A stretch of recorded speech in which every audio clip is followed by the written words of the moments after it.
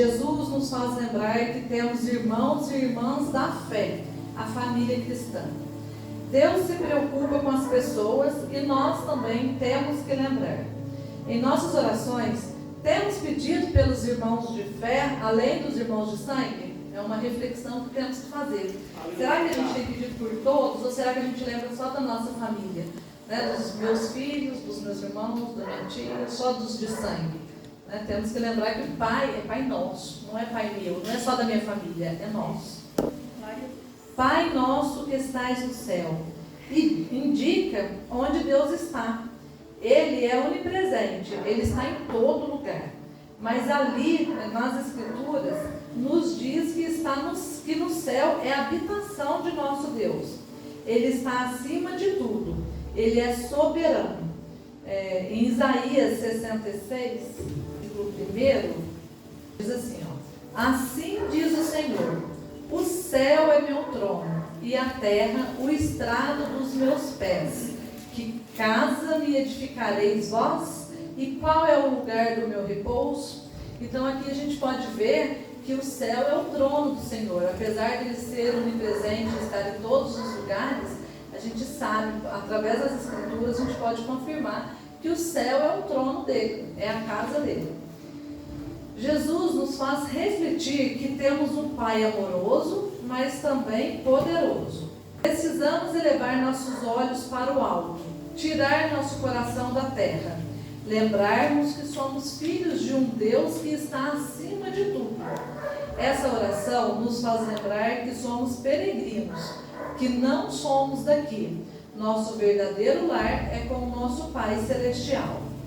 Por vezes, nosso coração se apega ao que é terreno, ao dinheiro, que a Bíblia chama de mamon, e temos que cuidar, pois nosso Deus está no céu.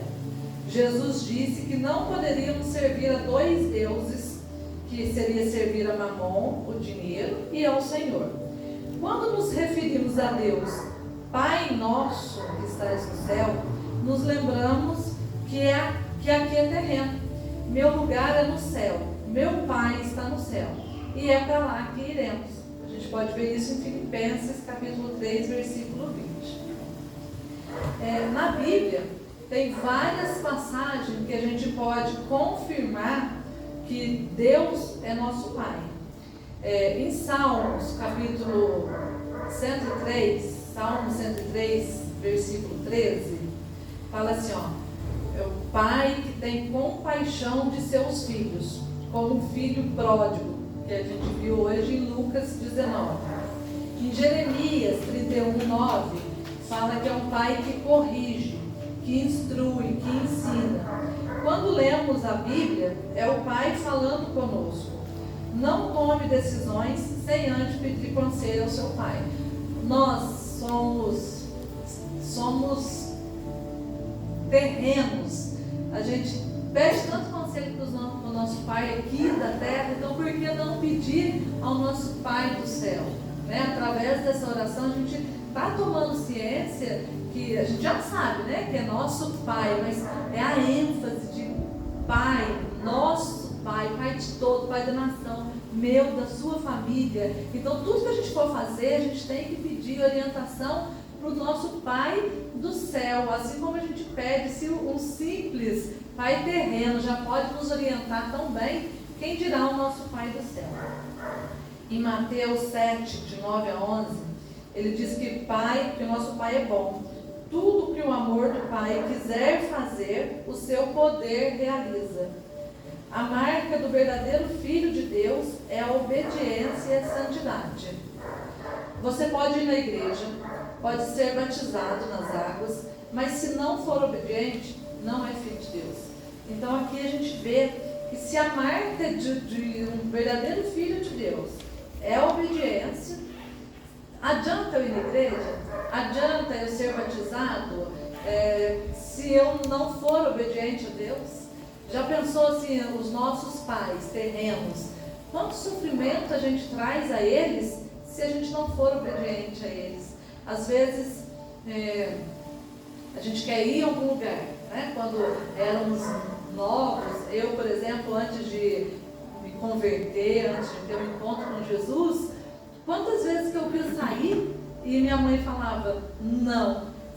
Graças a Deus, eu nunca desobedeci, eu nunca desrespeitei meus pais, né? No caso, mais a minha mãe, que era mais presente.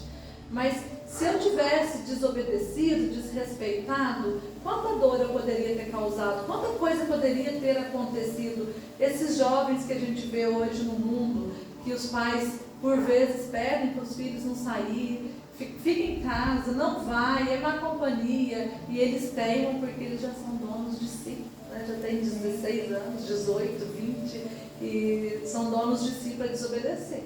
Mas para ficar lá dentro de casa, né, para usufruir do que os pais têm para oferecer, aí eles não são donos de si. Ah, mas eu moro com meus pais, é obrigação dos meus pais, né? Enfim. Filhos de Deus não é alguém perfeito, longe disso, irmãos. Aqui ninguém está falando que para ser filho de Deus são só os que são perfeitos, não, pelo contrário.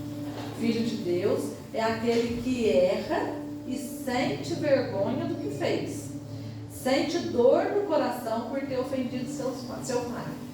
Eu lembro uma vez que a minha mãe banhava café, foi a única vez que eu briguei com a minha mãe na minha vida. Ela banhava café e eu estava indo para a escola, não sei porquê, acho que eu queria ir a algum lugar e ela disse que não podia, não lembro mais que lugar que é. Eu sei que eu fiquei muito chateada dela não me deixar, porque a gente já não fazia nada, a gente já não tinha nada, né? Era tudo muito difícil. E naquele lugar que eu queria ir, deve ser casa de alguém, não me recordo, ela disse não. E aí eu fui para o ponto do escolar e ela foi para o ponto para poder pegar o caminhão do café. E ela subiu lá na carroceria e eu muito brava com ela, eu fui indo e ela falando para mim assim, Kila. E eu não olhei para trás, não olhei, porque eu era capaz mesmo, né? Ela não quis deixar eu ir, eu vou ficar tendo o gostinho de olhar para trás, não olhei, desaforo.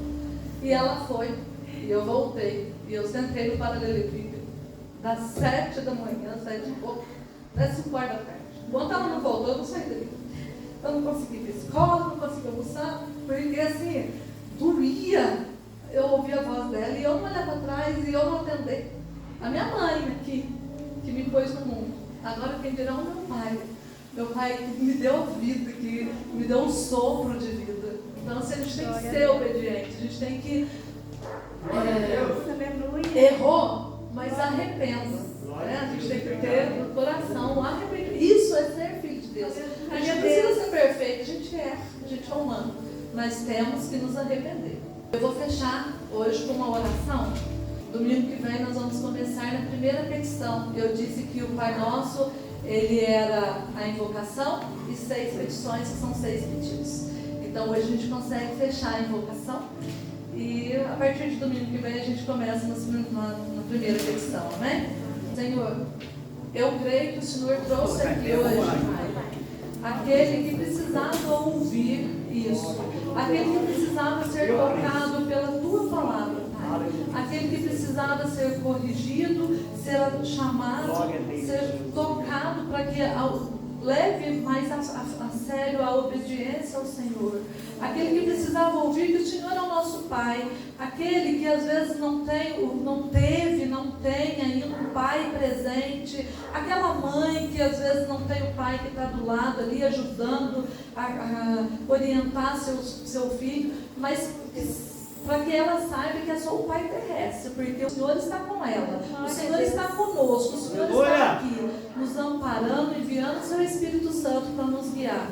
Senhor, eu agradeço muito pela minha oportunidade, agradeço pela orientação, pelo Teu Espírito Santo, agradeço pelos irmãos que aqui estão e peço a Ti, ó Pai, que continue nos abençoando, nos iluminando, para que cada dia mais possamos entender a Sua palavra e seguir os Teus caminhos. E assim eu agradeço a minha rica oportunidade em nome